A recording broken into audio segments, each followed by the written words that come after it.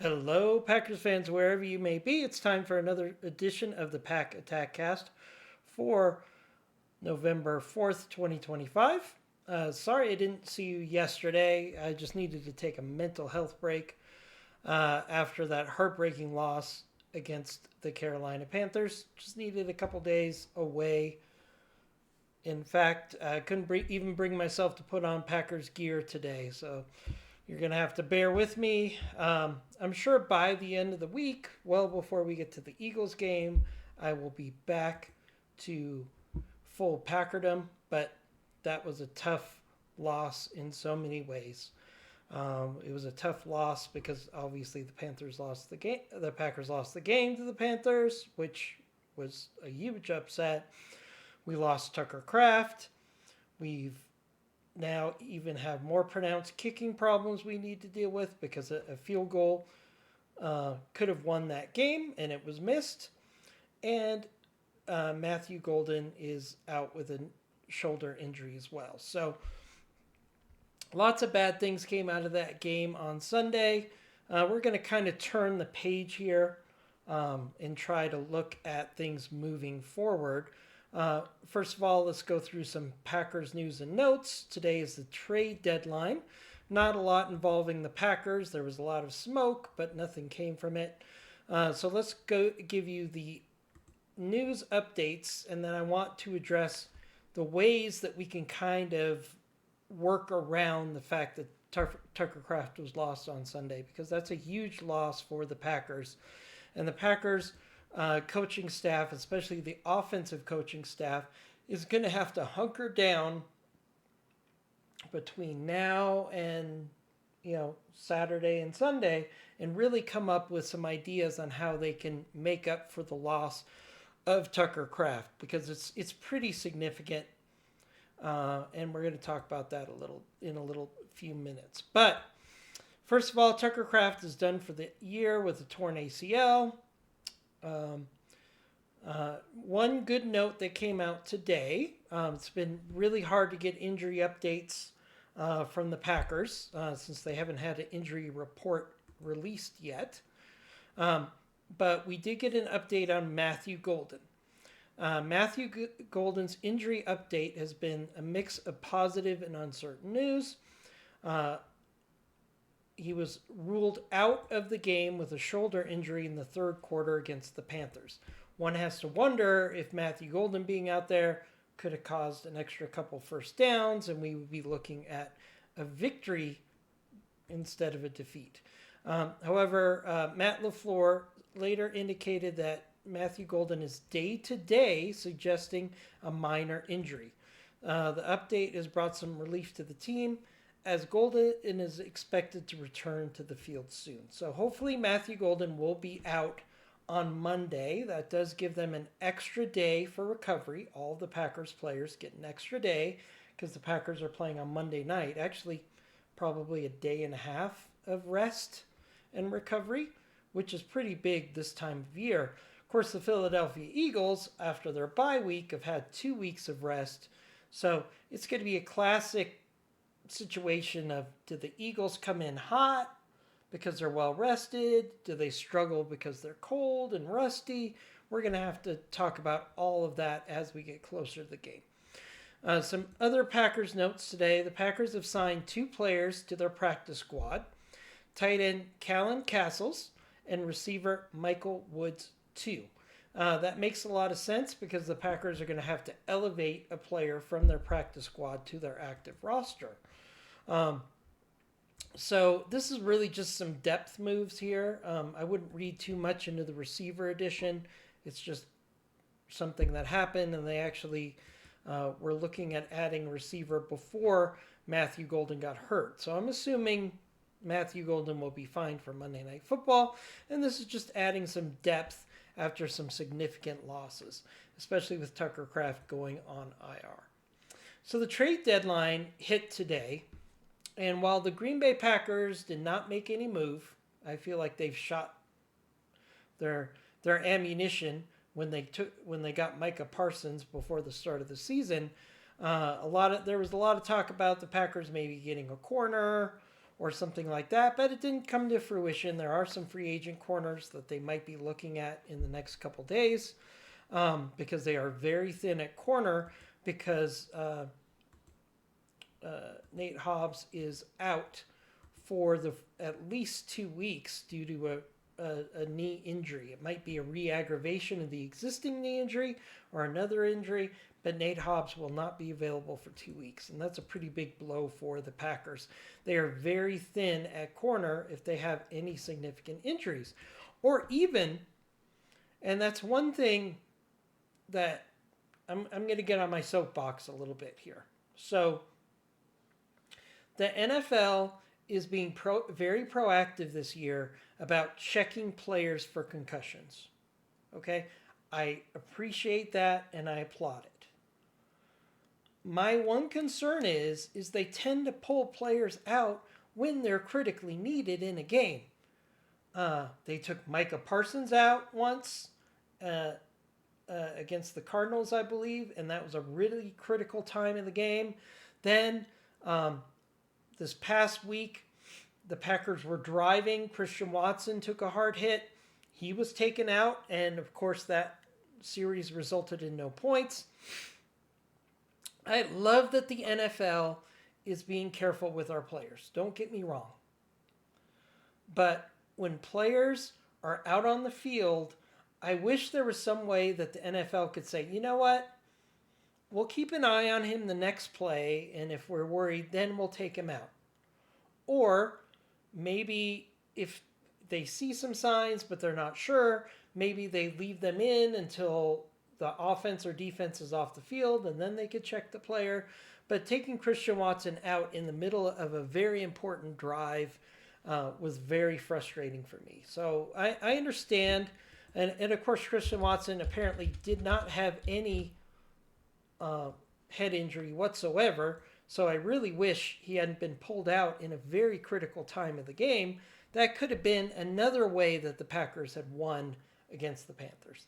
Now, I know you could say, hey, shut up, beat the team, don't complain about the refs or in this case, the officials.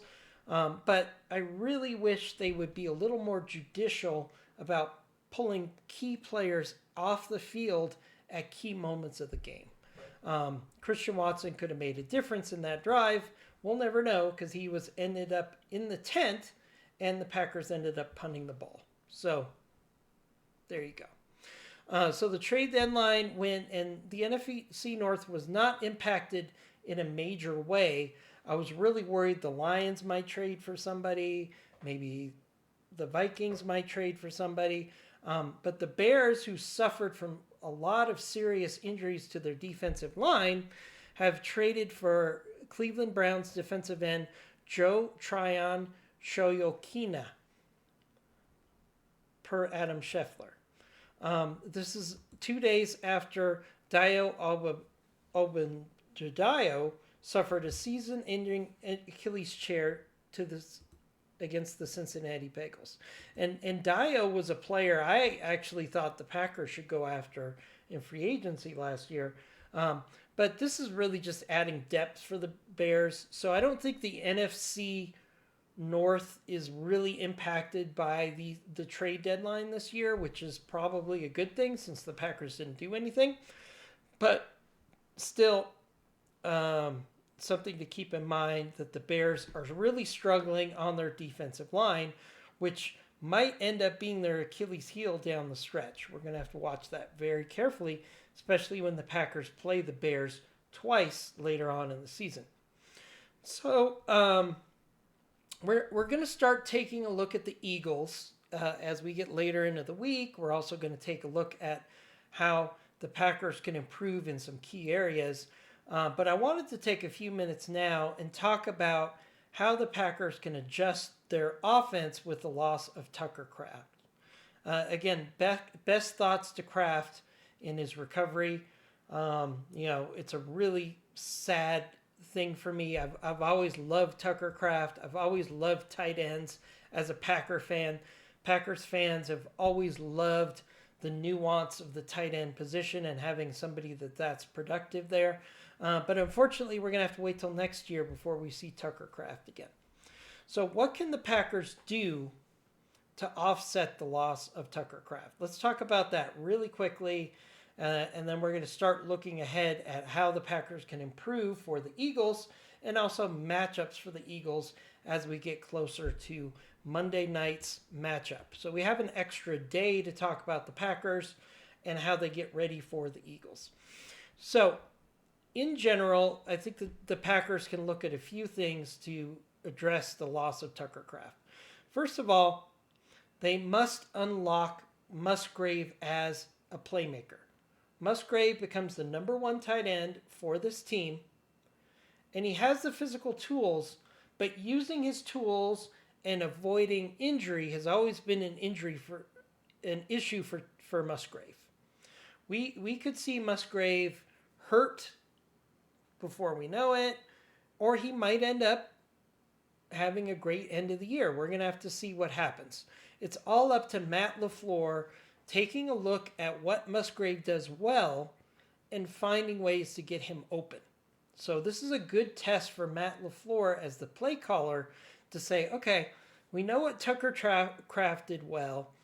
Musgrave is similar, but he's a little faster, but he's a little smaller in build. What can we do to adjust our tight end approach to get Musgrave to produce? If they could get 75% of Tucker Kraft's playmaking out of Musgrave, then the Packers will be okay. We will weather the storm because all teams in the NFL are being hit by injuries right now. It's how you adapt and overcome that really makes the difference between a champion and an also-ran. And the Packers right now, unfortunately, are feeling like an also-ran to me. So I'd like to see them find ways to turn this around very quickly before they play the Eagles. The Eagles game went from being a nice to have win to almost a must win for the Packers. If the Packers lose against the Eagles and the Detroit and or the Bears win, we could be looking at being third or fourth place in our division. So this is a situation where the Eagles game now actually becomes a must win, in my opinion. So number one, unlock Musgrave as a playmaker. Another important thing to remember with Musgrave is he's not nearly the blocker that Tucker Kraft is. Tucker Kraft isn't a great blocker, but he's a good blocker. Musgrave is a below average blocker. So not only do the Packers have to figure out how they're going to use their tight end position, but they have to figure out how they can improve blocking and come up with some schemes to offset the fact that Tucker Kraft isn't blocking for this offense for the rest of the year. Number two, go jumbo. This is something I would like to see, and we saw the Panthers do it at times. We've seen the Steelers do it at times this year. You bring in an offensive lineman as an eligible receiver in two tight end sets, and so instead we would have Musgrave on one side, and then we'd have a tackle or a guard come in and be a blocker or receiver. Anthony Belton really comes to mind in this situation. So imagine we take Anthony Belton, put him on one side, we put Musgrave on the other side, and we run to the side where Anthony Belton is blocking and or as a receiver. I think a jumbo option could really help in our two tight end sets because we can't rely on another player to bring the physicality that Tucker Kraft brings to the table.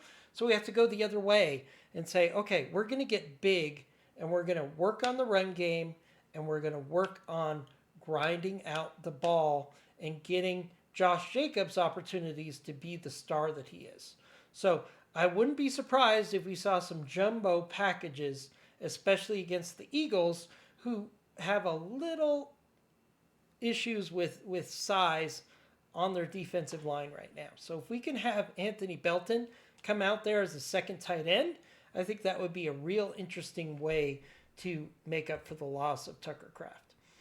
Number three, we can use a running back in tight end sets. And we actually have Wilson and Brooks, who are very good receivers, out of the backfield. Okay?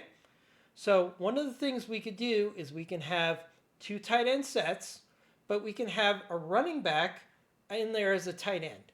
It helps in a couple ways. Number one, our running backs, both Wilson and Brooks, are very solid blockers for running backs.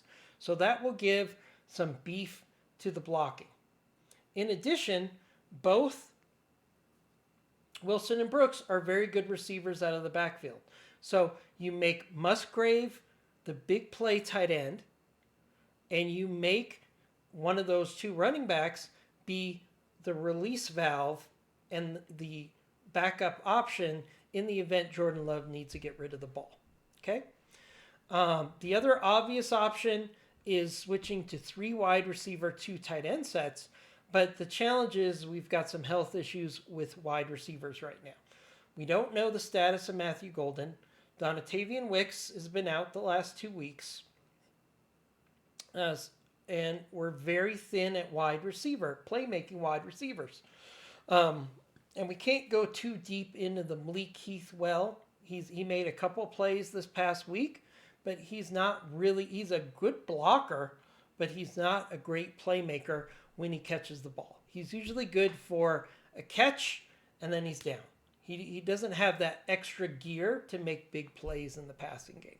So there's some quick thoughts on how we can adjust for Tucker Kraft. We're going to dig into that more as we get in later in the week.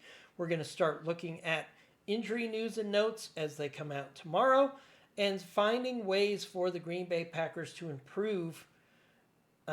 This was a very close game.